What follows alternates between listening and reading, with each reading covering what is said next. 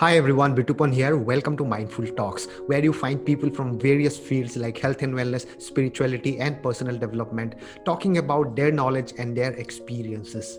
Today I am with Major General Vikram Dev Dogra, who has served in the Indian Army for 37 years. He was commissioned into the Pune Horse in 1981. He is the recipient of the Sword of Honor for being the best all round passing out cadet and a gold medalist for passing out first in the Order of Merit. He was awarded Ati Bashist Seva Medal on March 2019 by the President of India to recognize distinguished service in an exceptional order. He commanded the Pune Horse 180 Armored Brigade on the Western Front and an infantry division part of a strike corps. He served in various staff and instructional assignments and gained combat experience in Jammu and Kashmir as well as part of United Nations peacekeeping forces in Africa. He is a committed sportsman and an adventure enthusiast.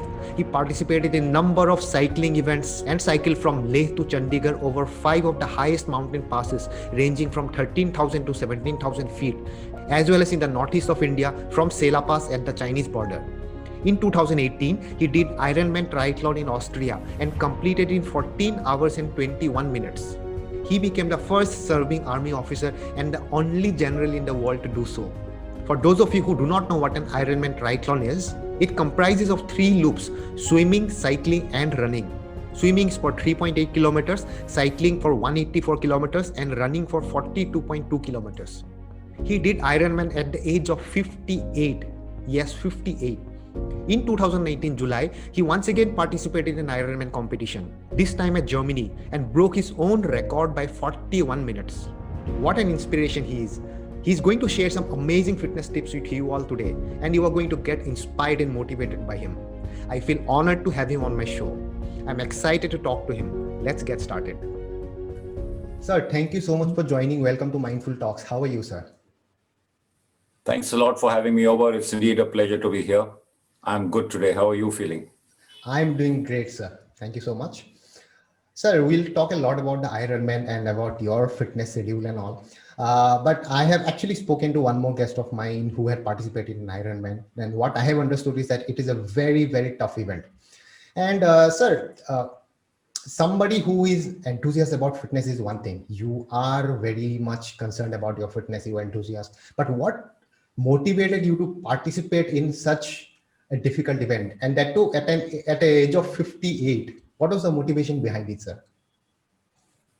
So, really, that is a long story, but I'll try and pass it on to your viewers as briefly as I can. Please. Uh, I was at a stage in my life when I had spent 35 years in the army. And all through my career, I had had a great career. I had got the Sword of Honor when I had got commissioned from the Indian Military Academy, the gold medal, and 4 other medals. I had done very well on my courses, topping 5 of them, and alpha grading in all of them. And commanded my regiment. I had commanded an armored brigade. I had commanded an infantry division. And I was just waiting for the last rank that the army gives you. That's the lieutenant general's rank. And I had never imagined that I would not get selected. But when Okay. the board results were declared, my name wasn't there. Oh. And when my name wasn't there, of course, I felt I had let myself down. I felt low on my self-esteem.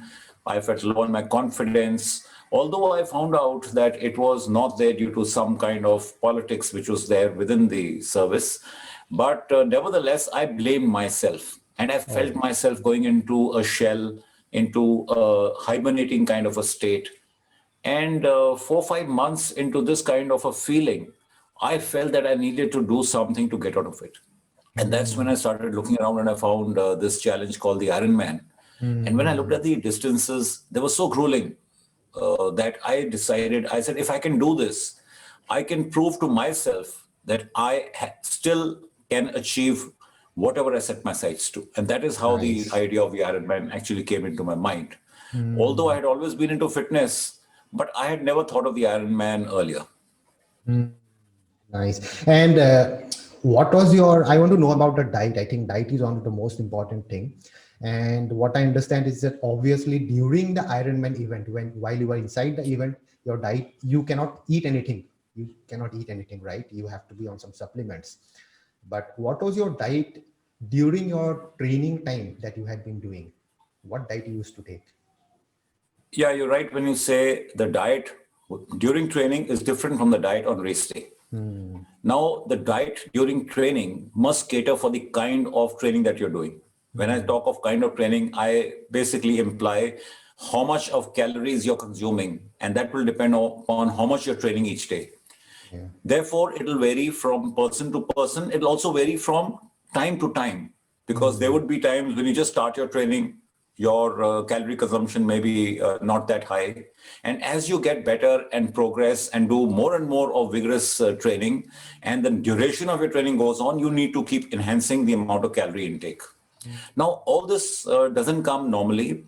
You can go and consult a nutritionist, but they will only be able to tell you how many calories you need to consume if you do so much of exercise. Okay. And there is a large variety of food that you can have to consume that calories. And what you eat will depend upon what you prefer to eat. You may be a vegetarian, you may be a non-vegetarian. So in my case, it took me about 3 months to come to a conclusion as to what I need to eat to be able to sustain the kind of exercise that I was doing. And this was more by hit and trial. Uh, Okay. you experiment and you see how you feel with a certain kind of and certain amount of food. And as I experimented, I realized that the amount of food you can ingest orally or in the normal course is not adequate to give you the adequate amount of calories that you need when you are revving up your training. So when you're doing about 2 hours plus of training each day, then you need more calories than you can consume through just your food. And Right. therefore, then comes the role of supplements. So I went in for the whey protein supplements. Initially, 1 scoop a day, then 2 scoops, then 2 scoops of whey protein and 1 scoop of casein.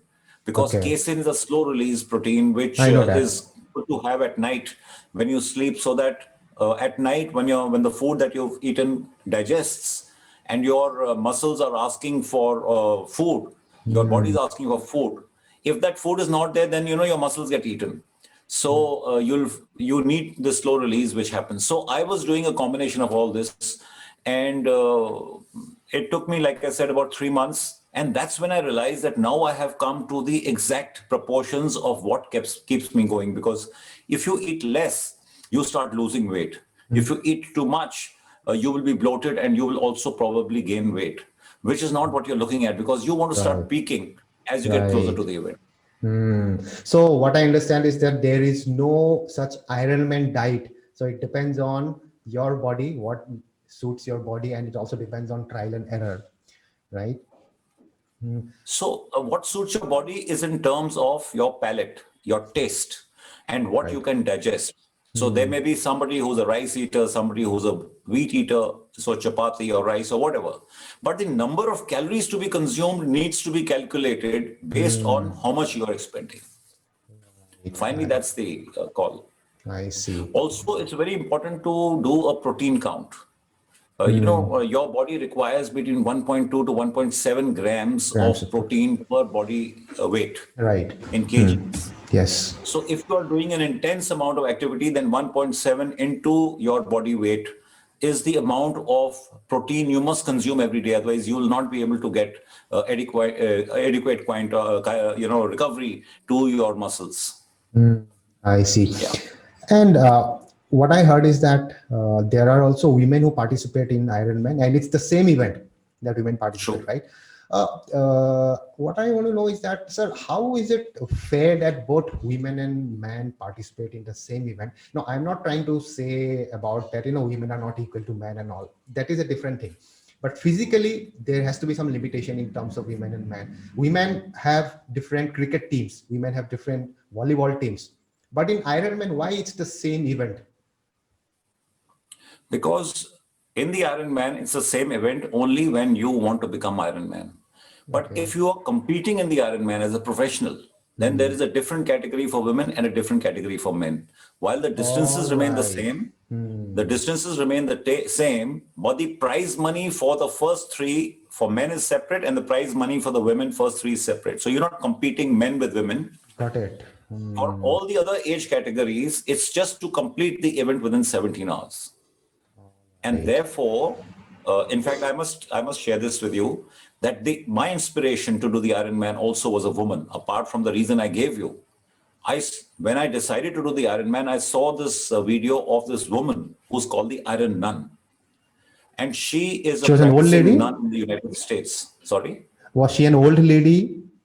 Yeah, I'll tell you about her. Ah, So she's a practicing nun, and hmm. at the age of 48, she was Okay. introduced to running. Oh, At the nice. age of 52, she did her first Ironman. And Wow. after that, she went and did 40 of them, 40 Ironman events. 40 And Ironman the event last after the one, age of 52. yeah. And the last My one she did God. when she was 86 years old. Oh, So if you YouTube Iron Nun, you'll see her there on YouTube with, she was the face of Nike for a couple of years. So wow. when I saw her video, I said, wow, 86 and I'm only 58. So 58 is young. So Uh, really, there is no disadvantage for women because you are looking at a timed event. If you finish it in 17 hours, you're Iron Man, yeah. irrespective of whether you're a man or a woman. So Hmm. really, it's not unfair. Got it. Got it. All right. And sir, I want to talk about the preparation right now. And there are two types of preparation. One is mental preparation, one is physical preparation. I think mental preparation is much more difficult. And if you talk about physical preparation, anybody can find out how you're preparing. Probably there are so many pictures and videos of you on Instagram and on Facebook. Somebody can just look at it and get to know how you're preparing. But what about mental preparation, sir? How difficult or how easy it is? And how did you prepare mentally for it? You're right. Mental preparation precedes physical preparation. Right. That's one part. And secondly, it is more difficult to first prepare yourself mentally because there's always that doubt in your mind that will you be able to do it? And in my case, that doubt was, reinforced by other people who kept telling me, you're too old to do this. You shouldn't attempt it at 58. You will get a heart attack. So these people who are around you also generate a lot of doubt in your mind that whether you have the ability to do it. Mm, Therefore, to convince yourself that you can do it is the first step. Now, there are different techniques that you can attempt. And whatever issue you're having or whatever is your doubt actually can get reduced if there is a larger purpose you can attach to what you're doing. Now, if mm, like I was doing the Ironman to redeem my own self-esteem, because I felt that I needed to prove to myself that I right. still can do it, do whatever I set my sights to. Now, Mm, because I had this purpose in which I had linked to the Ironman, therefore, to convince myself to do it became slightly easier because I was getting motivated to do something for a reason. Therefore, right. I feel if people can link why they're doing whatever they're doing, why are you running this marathon? How important is that marathon for you? What does it mean to you? Then it becomes easy to convince yourself that, yes, I can do it and I will do it. And then comes the training part. Mm, So you have these two voices in your mind, like I said, the white wolf and the black wolf. And the black wolf is always telling you can't do it. So you need to suppress that. And this is one of the techniques which I used. I also used another technique of public pledging. After I decided to do the Ironman, one of the reasons why I did not give up halfway in the training was because I went into social media and I announced to say that I'm going to do Ironman. Now, when nice. you announce it, you trap yourself because if you quit now, then people are going to say, listen, we told you he can't do it. He's just, talking big. Mm, So for my own reputation, self-esteem, and my image, I did not quit. Though I used to curse every day. Every day when I was training, I was cursing myself. Why the hell have I got into this? Because the training is very, very grueling. But this public pledging left me with no window to escape. So this is how I use these two techniques to stay on. And I think you said that there is a mission connected to it. There is a motive, and there are a lot of books also written about it. That you should start something with a why. If your why is strong, then the rest of the things will be taken care of automatically. Absolutely. And sir, you said that the people were really worried, and your friends told that you may get a heart attack. Why are you participating and all those things? So I'm just wondering, what was the reaction of your family members? Were they supporting you? So my family, basically, I have a father who's right now 98 plus. Wow, nice. So he only expressed a little bit of concern once, but he did not, even once say don't do it. I have a wife who never said don't do it. She said go ahead and do it. And two sons who, being boys, of course, grown-up boys, they probably thought that this guy can do it. So they never even once told me that, why are you doing it? Or never even asked. We never even spoke about it. It was more the people who were not in my inner circle. They were the people who were telling me, and I would not say 100% of them told me that out of concern. Some also, people just tell you that to discourage you because you are doing something that they are not doing. And it is my experience that approximately 95% people with whom you share, if you're going to do something, unique or difficult, will discourage you not to do it. And all of them are not your well-wishers. So you need to keep these things in mind and take your own decisions. I was lucky my family did not object to it and they all supported me. Very nice. So now coming out of Ironman, we have discussed a lot about Ironman in general. All right. Uh, we know that the mind and body are connected. So if there is something wrong with one, it affects the other. For example, if we are angry all the time, if we are in negative emotions all the time, it's scientifically proved that it affects the physiology also. But is it true the other way around also? Like we give so much torture. I would use a wrong word for this, but it is a torture to the body, right? When you are preparing for Ironman. Do you think that it affects the mind somehow? Or if it affects, is it in a good way or in a bad way? Does it make you more aggressive or a different kind of person? How does it affect the mind? Surely it affects the mind. When you put your body through grueling experiences, through endurance, it affects your mind, but it affects your mind in a very positive way. One thing that everybody is aware of, that when you exercise, you have endorphins which are released in your body, Right. which are happy hormones, and so they calm your mind. They make you feel happy. And if you do an endurance event, because endurance events require focus and commitment, your mind learns how to focus on things. So you get more focused in life. It also is a release for pent up negative energy, because you must have seen in movies, people are angry and they bang the table or they bash their fist against the wall and stuff like that. Here you are releasing all your pent up energy, if there is any, on a run of 42 kilometers. I mean, you can go on for 4 or 5 kilometers, and if whatever you had within you is gone and you got happy hormones. So I feel it does affect your mind, but very, very positively. It focuses you, it makes you used to stepping outside your comfort zone. Whenever something difficult comes your way, there are two ways people react. One is you procrastinate. We'll do it later. बाद में कर लेंगे इसको. अभी छोड़ दो. And one is people will reach out and say, okay, I'll do it and do it now. Now, and to do it now, you have to step out of your comfort zone.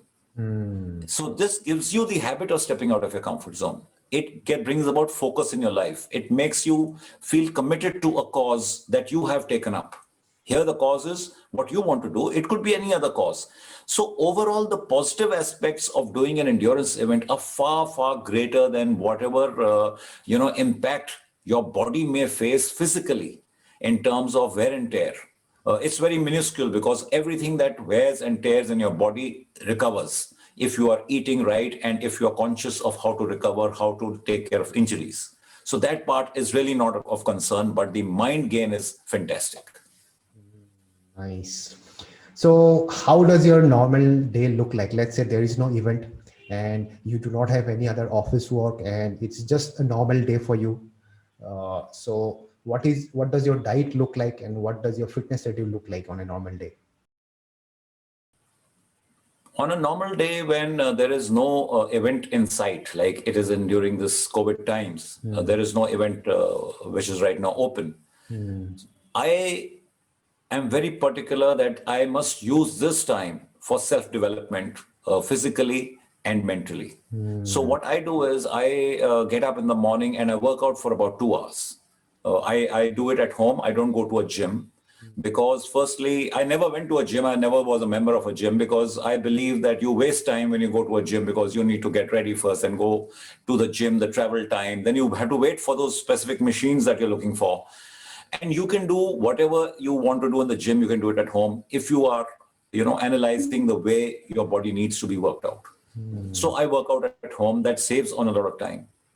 Uh, After those 2 hours of workout, I have a nourishing breakfast of 3 eggs, whites and Okay. yellow. So Okay. I want to specify that because a lot of people feel that if you eat yellows, your cholesterol goes up. Well, that is a fact. But it is also a fact that if you're working out well, then the cholesterol which you are consuming gets used up because half the calories of the egg are in the yellow and half are in the white. Right. So I have whole eggs. I have toasts with butter on them. I have cheese. I have a cup of black coffee, and that's about my breakfast when I am working out only these 2 hours in the morning. But if I'm working out more than that, which was like during the pandemic, I took up a challenge of doing the plank. And when I did For took how up this long? challenge of doing the plank, yeah. So I did a 38-minute plank 38 during the minutes. pandemic. 38 minutes, yes, it's on My video. You can check it on my God. YouTube. Yeah. So I started off Wow. with the, 10 minutes and then I went to 15, 20, 22, 30, then 38. I hope to take it to 65. Wow. So I'm going to work on that. So when you're doing some challenge like that, or I took up a challenge of building a six pack. Uh, so so I keep doing these kind of challenges. So I challenge myself at home uh, because there is no event coming up, and that's how I keep focused as far as my fitness goes.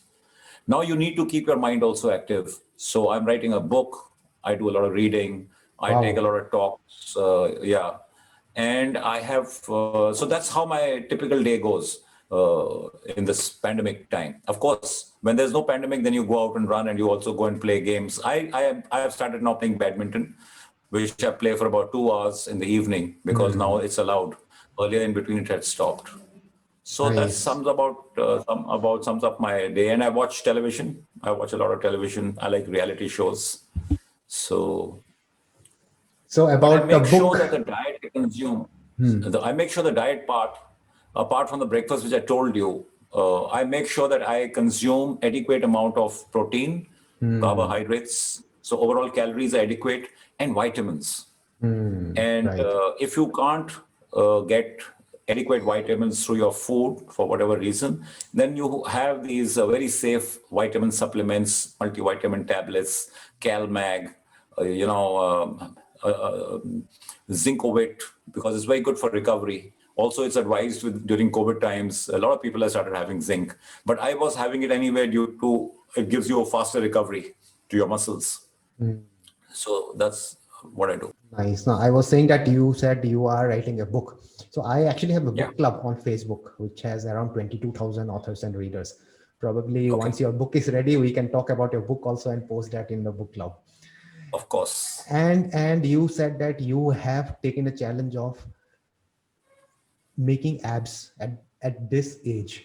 And viewers, if you are not getting inspired by this, then I don't think anything else can inspire you. Well, I put So a shot of my abs a month back on my Instagram. It's there. I've seen that And those picture, are about, yes. I think, 70, 80% done. I Hmm. still have to go that 20% extra. I'm waiting for the running to start because I need to now rip. I need to rip my the fat off my abs because abs everybody has. They're just not visible with the fat which is on top. Right, true. So yeah, yeah. Sir, how do you find so much time to do so many things? How do you manage time? You spend directly 2 hours in the gym, I mean, doing exercise every day. But there are people who have a lot of excuses of not finding time. How do you manage time? Give some tips. It's not how I find time. I think everybody has the time. They just don't have the inclination to use that time. So we have a lot of time wasters which are there in our lives. Instead of doing things quickly, you drag your feet. So even the waking up process is like there may be people who sit and have cups and cups of tea or coffee or, over a chit chat and stuff like that. So it takes away a lot of your time. Right. What I feel is that goal setting, if you set yourself a goal, then it focuses your entire day and your entire routine for a period of time till you realize that goal. So, for example, when I said that I want to increase my plank time, so I had something that I have set now and I have started working towards it. So my focus remains better. And that was the reason I did my second Ironman also. The first Ironman, I told you why I did. And I swore out there that time that I'll never do another Ironman again. Wow. But when I went through 3 months, I realized I'd lost focus again. There was no focus in my life. I would come back and in my comfort zone, come back from work and you are easy. That's why I registered. So I feel if you keep challenging yourself, if you keep setting a goal for yourself, then it gives you that focus. And when that focus comes, you will find the time to work out or do things the way you want to do. And this is not only for fitness, it is for any goal that you set for yourself in your life. Nice, very true. And we have been talking a lot about fitness, but I just wanted to ask something about the career. What I understand is that you were in Africa for the UN project. I do not know if it is okay to ask, but if it's okay to ask, then can you share some experiences that you had in Africa? If it's fine with you sharing. Yeah, of course. There are many experiences because when I went to Africa, it was at a time when Indians never used to travel abroad. Firstly, that was 1996, and there was no globalization the way it is today. That everybody is flying all over. So going to a country like Africa was unique for us, for me. Then it was an organization where there were officers and men from 35 countries across the globe, including Pakistani troops and officers and Bangladeshi. So it was the first time I worked with Pakistani officers. Most of the time we were always working against each other, trying to, train ourselves to sort out each other. But here we were working side by side with the same mission in mind. So that was very interesting. And I realized that we have a similar kind of an attitude, similar kind of language, similar habits. Our army customs and traditions are almost the same because both came out of the British Army. Apart from that, Angola had been at war for ever since the Portuguese gave it independence in 1975. And it was a war-torn country with two factions, which were the government troops and the rebels. And they had littered the country with mines, landmines. There were 10 million unaccounted for landmines in Angola. Now, when you start operating in a place like that, every step you take off the road or off a beaten track can be fraught with danger. And there were occasions when people used to go over mines. You found so many people without their legs because they had stepped over mines. UN vehicles going over mines. Zimbabwe battalion was there. This commanding officer, along with 3 of his men, his vehicle drove over a mine and they died. So things like this were happening all the while. And some of the unique things which we found out there was, if you took off from an airfield in Angola, you found the airfield littered with planes which had been shot down. When you went on the roads, you found vehicles lying on either side of the road which had been shot and wrecked, burnt. Tanks were lying, guns, and stuff like that. So it was a war-torn country. And to give an example of the kind of value for life out there, or the cost of life was so cheap, they're also very, I would say, focused on getting their own ends. So they had a meeting of the generals of the government and the rebels, and they organized this in a 5-star hotel in the capital called Luanda. It used to be a 5-star earlier. Of course, during the war, it was just a hotel. And they had that on the 6th or 7th floor. When they had a tea break, the government generals, silently slid away. Leaving only the rebel generals at the tea, which they didn't realize. And a helicopter gunship came parallel to that floor and they just blew the floor off and knocked off those generals. So this is the kind of environment it was. It was very, very exciting. And I was a young Exciting. major that Exciting time. is the And word. All exciting, right. yeah, because Nice. every day there was something different which was happening. Uh, We were told by the UN that, if you went to town also, uh, people used to stop you and ask you to get off and take your car oh. because everyone was armed. There were soldiers who had been demobilized and there was no money in Angola. So they used to do these petty thefts and stuff like that. So we'd been told, carry at least $25 in your pocket. If you're stopped, give your car keys, give them the money, because if you don't have the money, they'll shoot you out of frustration.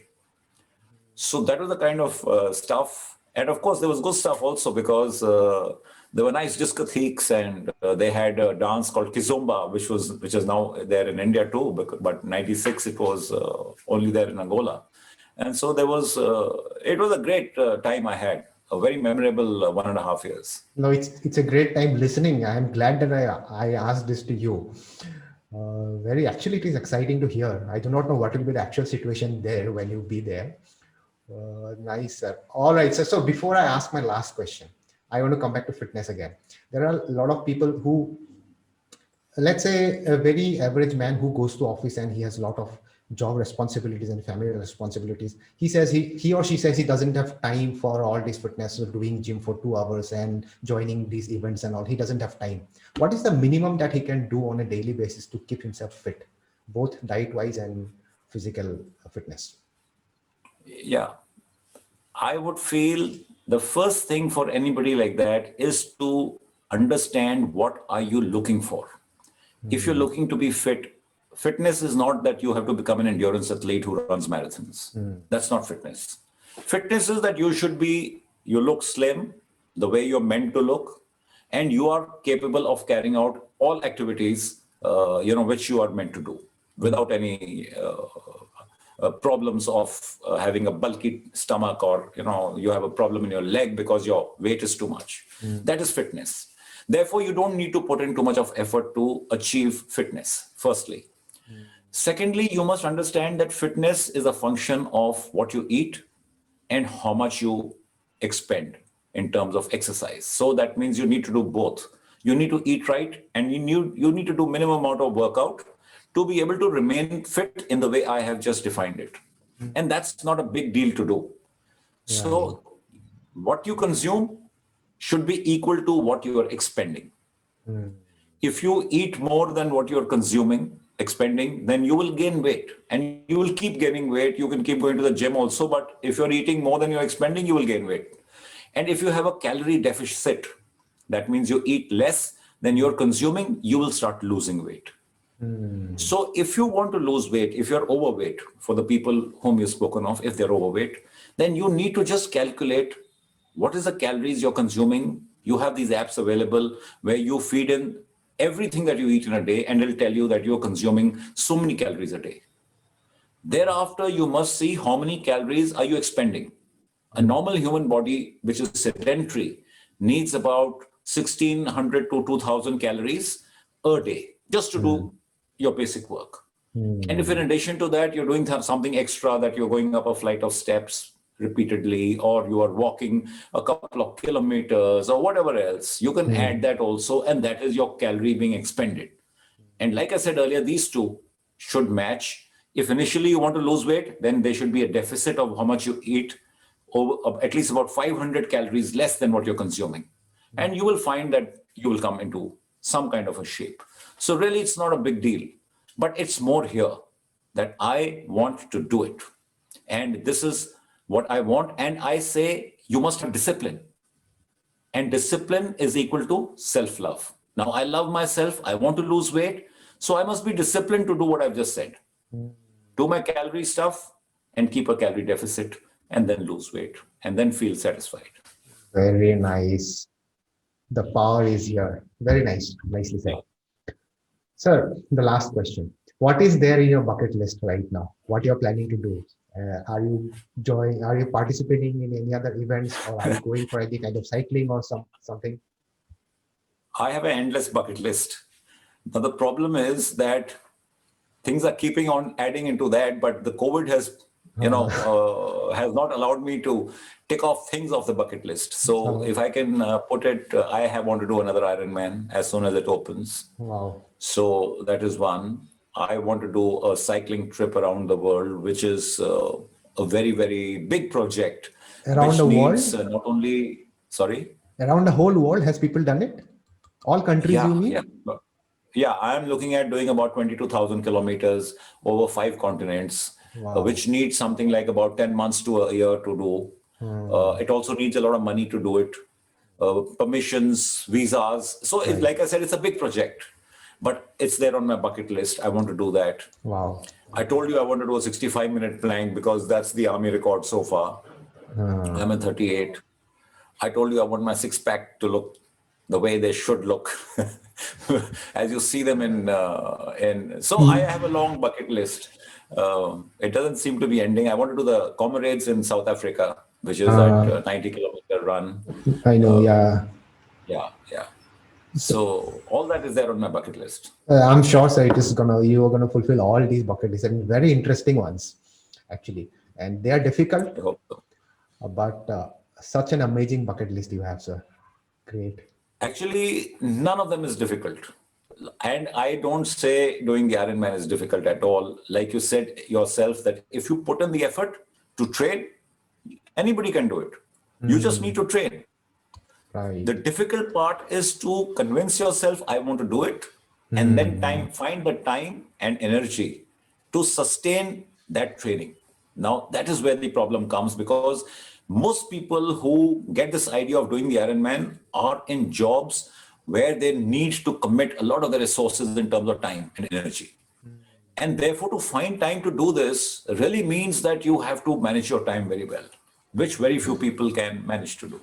Hmm. So True. therefore, there'll be a stage in life when you'll be able to do it, and most of the time you will find that you can't give that much of time away. Hmm. Right. Very nicely said, sir. Okay, then it was great talking to you, sir. Thank you so much for joining. And I'm sure the viewers must have got a lot of motivation and wisdom from you.